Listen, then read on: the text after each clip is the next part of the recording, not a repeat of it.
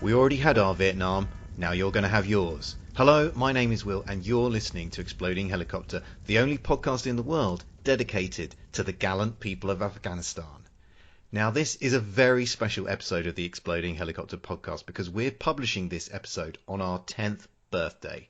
Yes, that's right. On this day, way back in 2009, we posted our very first review and started our work documenting the weird and wonderful ways helicopters explode in films. So, to mark this occasion, I thought we'd have a look at a film we consider to be a classic of the exploding helicopter genre. It's one of the most over-the-top celebrations of helicopter destruction that has yet been committed to film. So on this show, we're looking at Rambo III.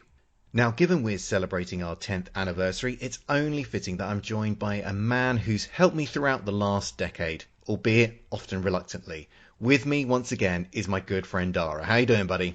Whoop whoop! 10 years, Will. 10 years. I looked up crimes that I could commit and be released in this time, and I thought a particular good one was the second-degree manslaughter with a firearm. So I could have done that and finished with my sentence. Yet here we are, tipping into year 11, and I'm still here.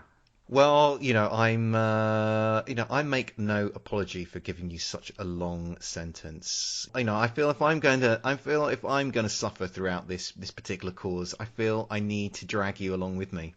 Yeah, I lost interest in this project many years ago, many years ago. And I feel like it's almost like a care in the community thing I'm doing now, really, just to kind of help you out, getting these things done, a little bit of company on the phone, Will, just to make things... Humour me as my mental state slowly disintegrates.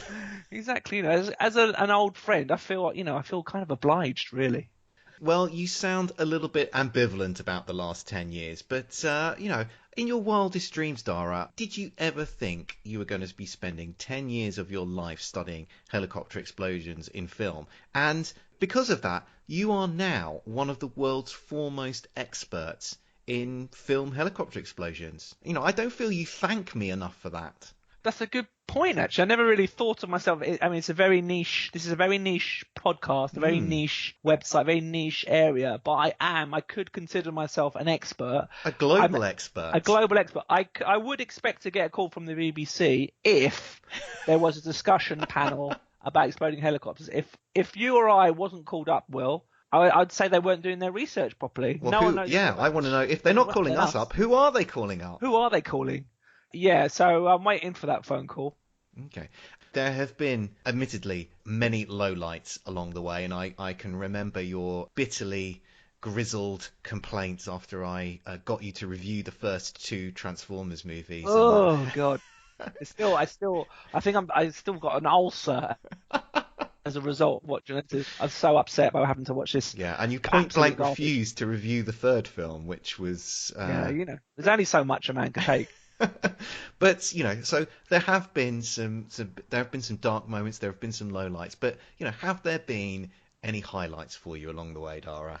There's been we have looked at some great films. I think once you realise that I actually want to watch a decent film as well as review a helicopter exploding, we have had some funny ones. For some reason, The Other Guys always sticks out as a really good comedy, which has an unusual exploding helicopter in. Particularly enjoyed that. Obviously, watching things like Predator, you can watch that a billion times. That film never gets old. I'm just trying to think of other ones. I don't know, Will. What about you? What ones that we've done have you particularly enjoyed? Well, I particularly enjoyed, and I think it's one that you also enjoyed as well. It was the Jean-Claude Van Damme movie, Sudden Death. Oh, yeah. That was an unexpected enjoyment for me. I really thought that was going to be terrible, but I'm glad you took me into that one. And it also has an absolutely classic exploding helicopter with it falling tail first onto an ice rink with Powers Booth in a terrible wig and moustache, kind of howling at Jean-Claude Van Damme in slow motion for eternity. For an eternity. Yeah, that was good. Like the helicopter falling directly. Obviously, they did some sort of a camera change, so it's falling absolutely vertically, completely against any kind of laws of physics, I'm sure it would have waved all over the place. But yeah, that was a lovely set piece and a quite enjoyable film. Okay, well, I'm glad that it hasn't all been pain for you. I'm glad that you just haven't suffered through this entire period of time that you've devoted to this art that we are trying to document and categorise. But I think enough of this chit-chat. I think it's time to get stuck into Rambo 3. So let's hit the play button on the trailer. He never draws first blood. He only fights back. The first time was for himself. The second time was for his country. This time, Rambo, something went wrong. it's for his friend. Trautman was a good man, and I'm really very sorry. You're just leaving him? What do you expect us to do? Send in a Delta team? Create an international incident? What about me? By the way you look, I can see you have no experience in war, do you? Fired a few shots. That if you're captured, we'll deny any participation or even knowledge of your existence. Sounds familiar. Rambo 3 begins with our hero living off the grid in a Buddhist monastery in Thailand. But when his old friend and mentor Colonel Trautman is captured by Russian soldiers while on a secret mission in Afghanistan, everyone's favourite Vietnam veteran is called back into action to rescue his former comrade. Along the way, Rambo falls in with the Afghan resistance and learns that Trautman is being held by the crazed Colonel Zason, the local Soviet military commander. Suffice to say, it's not long after that all hell breaks loose. So Rambo 3 came out in 1988. It was directed by Peter MacDonald. In the cast, obviously, you've got Sylvester Stallone and Richard Crenna as Colonel Trautman. The great character actor Kurtwood Smith, perhaps best known for RoboCop, has a small role as a CIA official. At the time of its release, Rambo 3 was the most expensive film ever made. However, it was a sizable hit and also grossed $189 million, which was 3 times its original budget. The film has a 5.8 rating on IMDb and a rather measly, in my opinion, 39% rating on Rotten Tomatoes. So with all that background out of the way, Dara, what's your history with the Rambo series and, what did you make of this film overall? Well, I've seen every Rambo film. This particular film, obviously coming out in the late 80s, I was actually living in Spain at the time. And I think the late sort of 87, 88 period was the kind of pinnacle of the 80s muscle man. It was all about action. It was all about pumped torsos. It was all about machismo. And as a child, that had a very deep-seated impression on me. And it's the reason why I like to wear vest tops now. But it's not the reason that you have a pumped torso, because, you look a bit like a bicycle tyre with the air let out. I say the only thing pumped is my belly. That's pumped to 60 psi. No, it's not. If anyone who knows me knows I'm ripped. I'm just joking for the viewers. So you liked these films as a kid? They appealed to your sort of juvenile sensibilities, infantile, your infantile tastes. Yeah. What do you make though of Rambo 3? Watching it today, what do you make of it now? Well, it hasn't aged well in terms of its sort of political standpoint, which we'll talk about later. Quite amusing change, volte-face, I would say, in American foreign policy. It's very one-dimensional. It's great for action.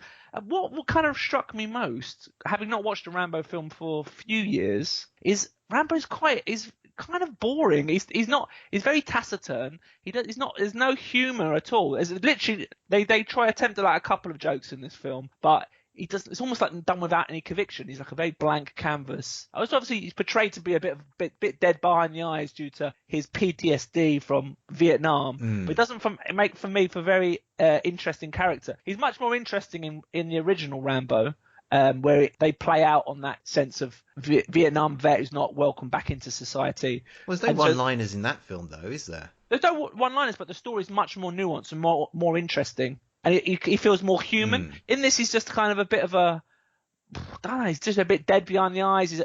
He looks so ripped in this film. You would trust him to sort of kill anything. So he's very believable. And is one man taking basically taken on the Russian army. It's believable, yeah, fine, because he is such a specimen. But it wasn't a hugely interesting film for me.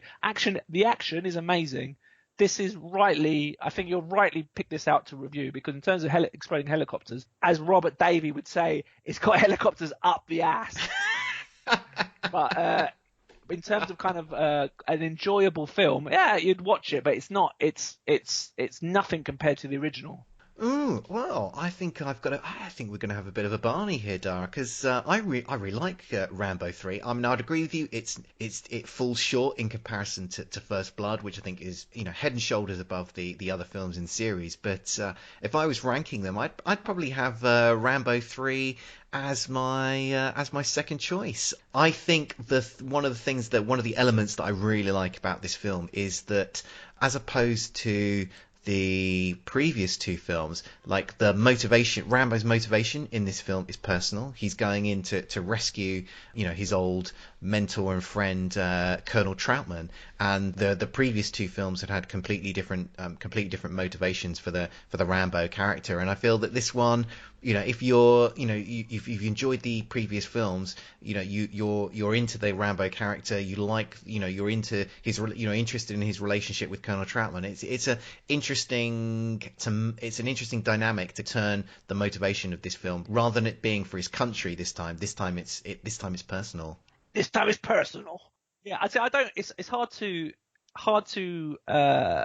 judge whether this kind of cliche, this time it's personal, was a cliche because of Rambo and the films coming about, or has that kind of created that cliche? Because there's so many of these films where, especially in the 80s, where someone has to go and rescue someone else, and this time it's personal. I don't know.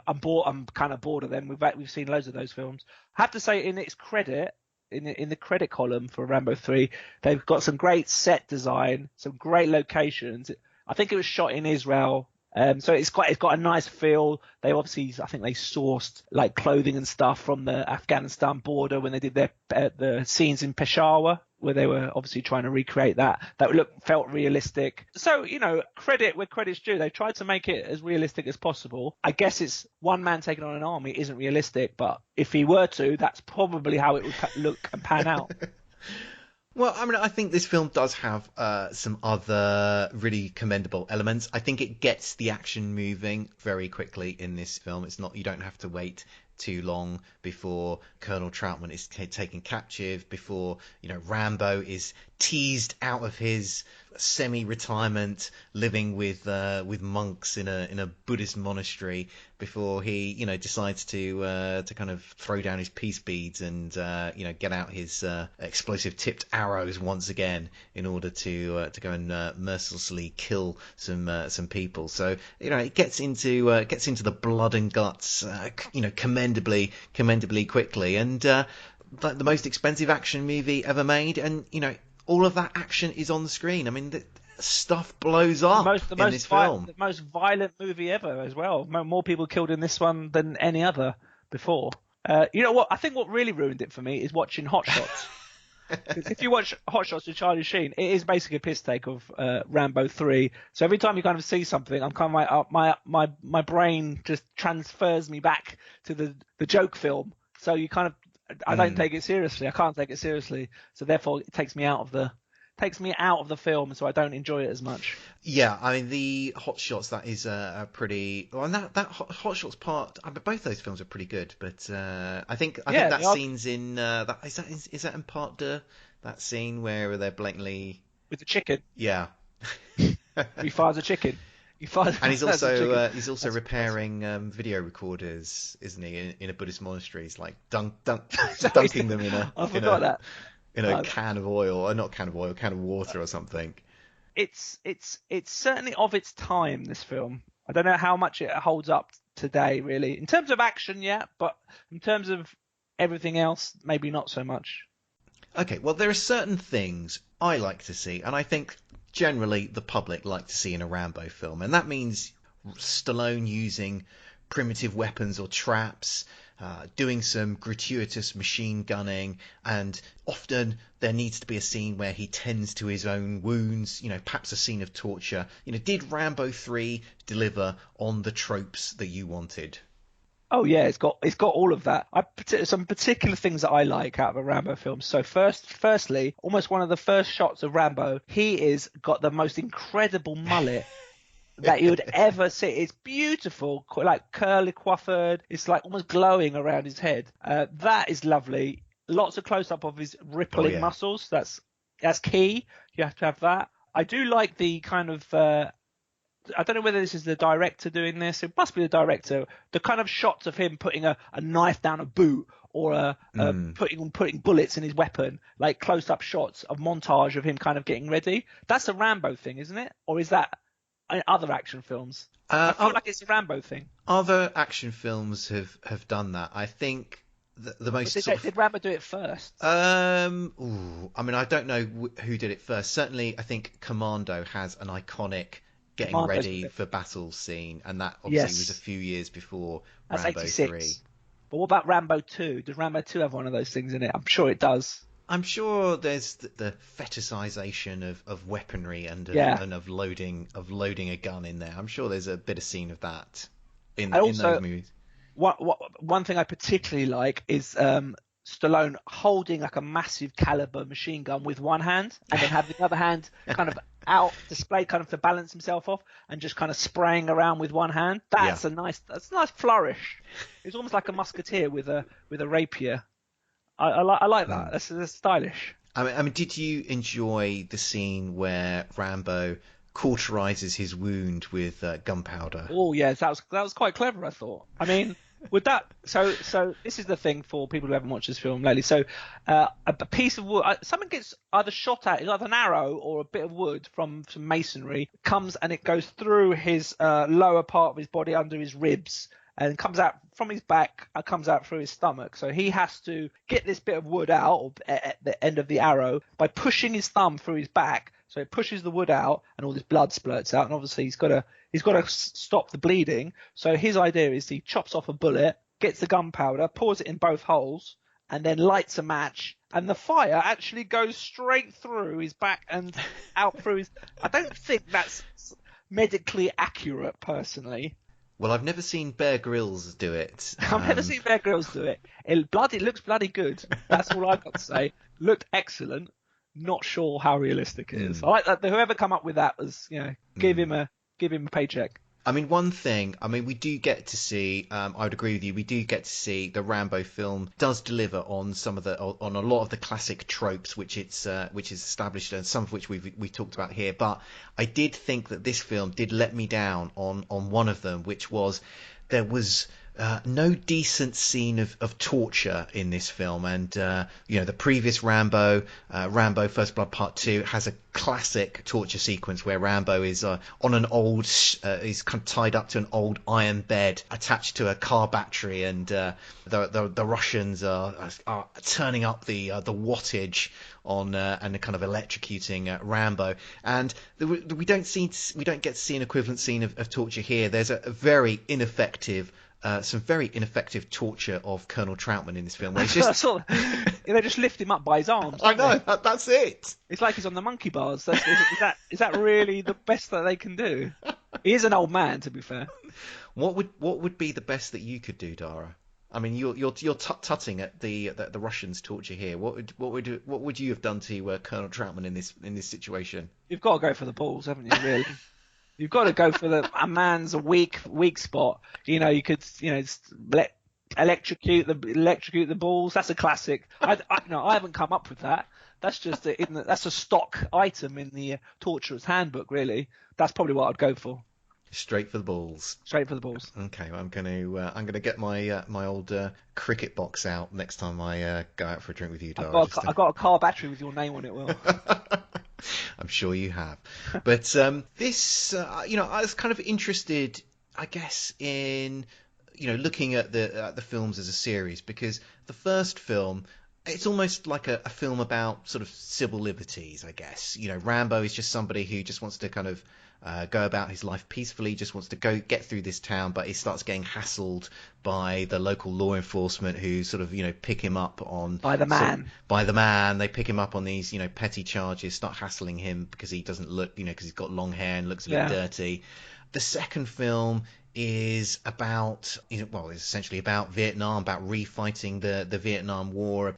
And then the third film is obviously, about the Soviet Union. This was, 1988 was, I don't know if you call it the height of the Cold War, but we're kind of, I think it was the end of the Cold War, because that was one of the kind of they wouldn't foresee this, but by the time this film was actually released, I think Russia had decided to pull out of Afghanistan. So it took away, they were trying to make a point about Russia invading Afghanistan, these peaceful mujahideen, inverted commas, just simple peasant people. And actually, Glasnost was happening at this time, and Gorbachev had decided that, it wasn't a priority anymore. They were in Russia for years, in Afghanistan for years without getting anywhere. And they actually did pull out. They agreed to pull out, I think, about 8 months before this film actually came out, whilst it's still being made. So yeah, it's certainly a time capsule, this film. Well, what then do you think Rambo 3 tells us about the politics of the time? Well, it's still there, so it doesn't really reflect, as I was saying, accurately what was going on in the US at the time. But it was kind of like 2 or 3 years before that, where they were still in the height of sort of paranoia about Russia, Reds, and communism. It's going to take over the world. Nasty Russians. Thing is, nasty Russians is a kind of a trope in a lot of 80s films. They're always the bad guys were Russians, and then it suddenly moved to English people, and then you probably get Arabs. Actually, probably what do you go? Russians, English, Arabs. I don't know. Well, I think there was a bit of overlap in the 80s. Like Arabs were quite a popular bogeyman in the 80s. So I think there was a sort of an overlap of Russians and Arabs. Then I think in the 90s, after the fall of the fall of the Soviet Union, you then had you kind of had European terrorists. European terrorists. Former Soviet states. They used the kind of disintegration of the old Soviet bloc as an opportunity to sort of create crazed warlords or crazed dictators or disenfranchised former generals and all that kind of stuff. And then Asian, Chinese type of that's a more of a newer thing. Asian bad guys, I think. I would say you kind of had that in the sort of late 90s, 2000s, but then obviously then it's gone away again as the importance of the Chinese box office market. You exactly. can't have a Chinese bad guy. That would not sell well. Not anymore. So I don't know where are we going to find the bad guys for films in the future. Oh, who do we hate now? Europe. I don't know. I don't hate Europe. Well, it's kind of, we still got ISIS there, but even ISIS are disappearing. We need some fresh atrocities by a new country, really, to get some proper bad guys. Well, I mean, what you see in a lot of films these days is because I guess it gets them out of having to specify any particular country. Is you get a lot of actually the enemy is the government itself. It's some corrupt official or some sort of conspiracy at the highest levels of government that is actually the dark hand behind whatever the particular crisis is. So because that's very believable. I think most people would expect there to be some sort of corruption and alternate agendas in most governments throughout the world, especially powerful ones. I think that is actually quite a nice, handy way of having a bad guy, because all films need a good guys and bad guys for us simple folk. Well, do you not think though that the Russians could make a comeback as kind of cinema's bogeyman? Because I mean, definitely. Let's look at Russian behavior over the last decade, and they don't really make any apology for how they act on the international stage. So why You'd think, actually, if they were going to be portrayed in cinema as a criminal or international sort of villain, they'd think it almost adds to their brand value. You know, to their cachet. Yeah. Because I think, it's like, I don't know if people from the US are familiar with the Salisbury poisonings, where basically 2 Russian agents came to England and they poisoned some Russian ex-KGB. They just came into England, poisoned them, and left. Due to some quite clever investigation, they traced up the poison back to a lab, and they traced it back to these people. They double-checked the passport records, and these 2 people had come in, and the brass nerve on them, they basically set their own interview up and pretended that they were just visiting Salisbury to go to visit the cathedral. Look at the cathedral, and they knew that they obviously looked at the Wikipedia for Salisbury Cathedral and said, "Yes, we have come to Salisbury to look at the cathedral with this is 5,000 feet high." That's a really bad Russian accent. I was really enjoying a Russian accent. Can you do it some more? No. So it was like so obvious that it was just a bunch of that they were just quite happy, and like, we called them out on it and nothing's happened. I think those people are still in Russia. We can't touch anybody there. Russia's a very powerful military country. No one wants to get involved with them. They can bully their way around. You wonder why, sorry to go off on a massive tangent, but you wonder why countries like Iran want to have a nuclear weapon, when if you don't have a nuclear weapon, you just get pushed from pillar to post by all the big boys. Why would you want that? You would want to be part of the club which doesn't get pushed around, because you've got a deterrent. So I'm not in favour of nuclear proliferation, by the way, but I can completely understand the logic. But if you were running a country, you would definitely want your own bomb. Yes, I would nuke them all. Anyone who crosses me will go in my book, and I would not forget it. Okay, well, let's get this conversation back on track. And let's take a minute to take stock of the entire sort of Rambo series. I mean, I've kind of put my cards on the table already. I think that this film is probably the second best film in the series. How do you rank the 4 films that we've had so far? Well, I probably would agree with you. First Blood was the best. Due to sort of the action in this one, I would go this Rambo 3. Then the final Rambo, which was even more bloody. There's one in the pipeline, but the last Rambo, which was confusingly just called Rambo 4, which was Rambo, which was in Burma, and that was very the body count on that was even higher. I did enjoy that, but I thought it was I don't know if I want to see any more films with Sylvester Stallone as Rambo in his 70s or how old is he now? 72. 72. Does anybody want to see a 72-year-old man with his top off killing people? It's not. I don't want to see that. I'm not interested. The new film that's coming out, I'm really not interested in it at all. I just think it's just another squeeze of the franchise. I don't want to do a down on Rambo, because let's be honest, he's a cultural icon, Rambo. I mean, he's so much in part of popular consciousness. He's become an adjective, really. The kind of a tough guy, you describe him as, have a Rambo sort of personality. Or, so anytime, or, often, I think less so now, but certainly for many years, anytime there was a mass shooting, there'd be, they would be described as Rambo, or there'd be, this person watched Rambo on video cassette, and now look what they've done. Yeah, I mean, he's an indelible impact on Western culture. There's no doubt about it. He's an amazing character, but I think he's an anachronism, really, and his time is up. Okay, I think we're going to take a quick break, and when we come back, we're going to be talking about some pretty spectacular exploding helicopter action. Hey guys, this is JD from the In Session Film Podcast. Every week on our show, you can join my co-host Brendan and I as we review the latest films that's out in theaters. It also inspires us to discuss a top 3 list of some sort, and we have a lot of other fun movie discussions as well. It's always a blast. And we also have a show on Fridays called our Extra Film Podcast. This is a show that gives us the space to talk about the latest indies and art films and other classics that we normally just don't get to talk about on our main show. You can find our podcast on iTunes, Stitcher Radio, SoundCloud, TuneIn Radio, Player FM, and more. In fact, you can just see everything about us, including our social medias, at IncessionFilm.com. So join us every week. We'd absolutely love to have you.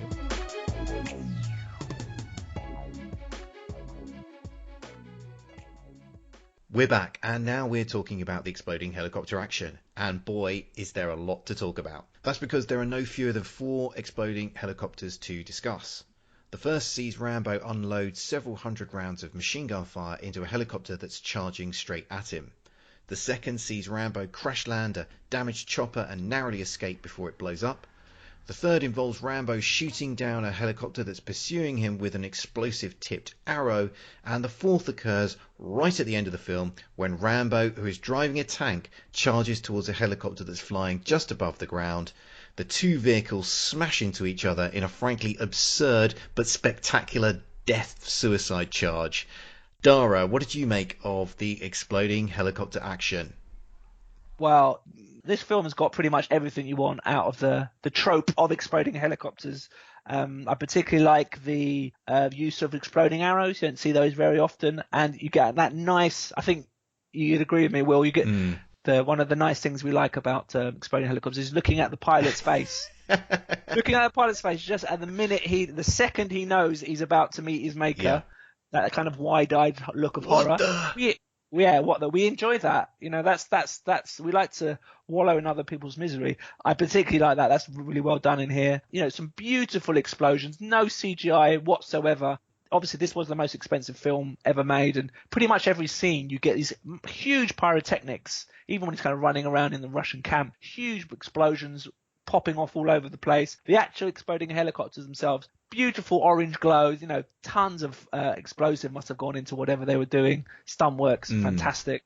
And obviously the grand finale, we like to have our big exploding helicopters at the end of the film is where they should be. It's kind of like a celebration. Oh, yeah. Obviously, it's the most ludicrous thing. You know, if I had a helicopter with missiles on it, I would not be flying 2 foot off the ground to be rammed into by anyone or shot down. I'd be up quite nice and high, shooting my missiles safely out of range.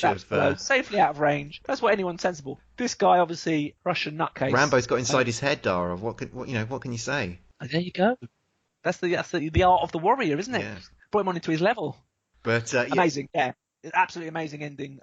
Completely fitting for the ludicrous 80s, but amazing. Well, I think you have to salute the incredible variety of exploding helicopters you get to see in this movie because, as you say, you get to see a helicopter brought down with an explosive tipped arrow, even the exploding helicopter caused by the machine gun. That is executed in fantastic style. So we just see Stallone with his top off, his suntanned, oiled muscles flexing. All right, calm down. You know, do you want a few seconds on your own, Will? It's all right. I've finished, Dara. But he's just firing hundreds of rounds of this machine gun into this helicopter. You know, and then we also get to see the fantastic finale with the helicopter and the tank for no really justifiable reason, just ramming into each other. You know, just for the hell of it. So there is fantastic variety of all of the different exploding helicopters, and I really appreciated their commitment to making each one distinct and unique in its own right. Yeah, you got to give them credit. I mean, the action in this film is top draw. Obviously, they've sacrificed other elements, you know, nuance for the action. But you know, I think most Rambo, you know, people who pay to go and see Rambo at the cinema are not.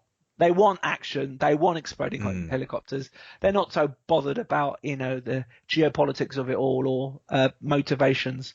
So it does what it says on the tin, and that's why it made a ton of money. I'm going to finish just with a sort of a random sort of observation and just sort of come off, I guess, the exploding helicopters. And you know, because I know, you know, like me, you're a music fan as well. And you know, I don't know if you watched the closing credits of this film. And did you listen to the song that played out over the final credits of this film? I did actually.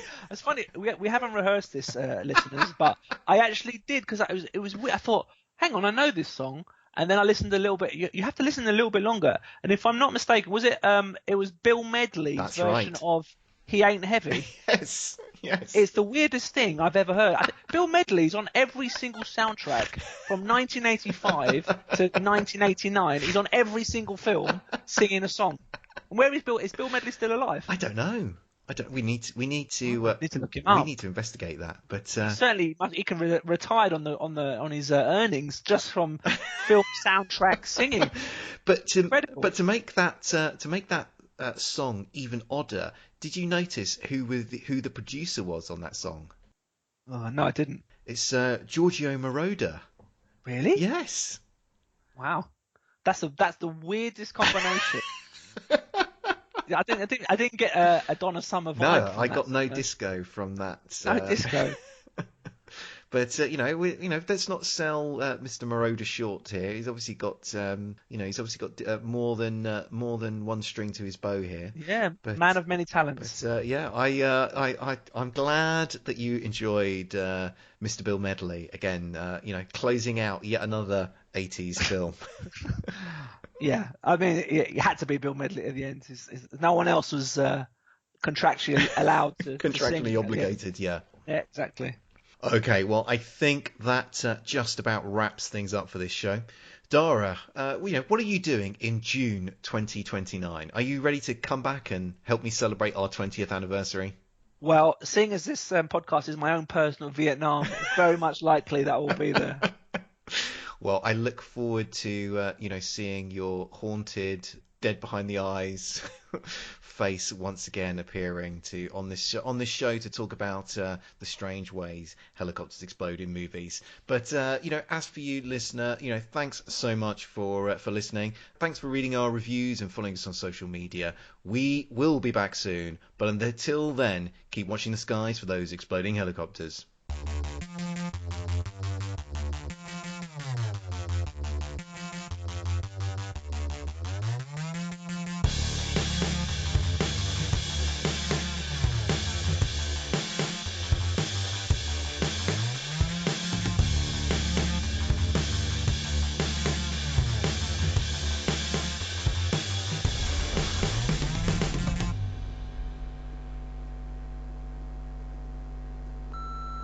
This podcast is a proud member of the Lamb Podcasting Network. Find the network at largeassmovieblogs.com.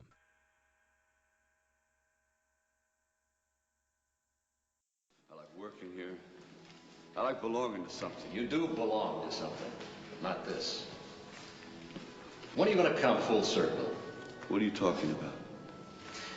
You said that your war is over. Now, maybe the one out there is, but not the one inside you. I know the reasons you're here, John, but it doesn't work that way. You may try, but you can't get away from what you really are. And what do you think I am? A full-blooded combat soldier. Not anymore. I don't want it. That's too bad, because you're stuck with it. Let me tell you a story, John. There was a sculptor, and he found this stone, a special stone. He dragged it home, and he worked on it for months, until he finally finished it. When he was ready, he showed it to his friends, and they said he had created a great statue. And the sculptor said he hadn't created anything. The statue was always there. He just cleared away the small pieces. We didn't make you this fighting machine. We just chipped away the rough edges. You're always going to be tearing away at yourself until you come to terms with what you are. Until you come full circle.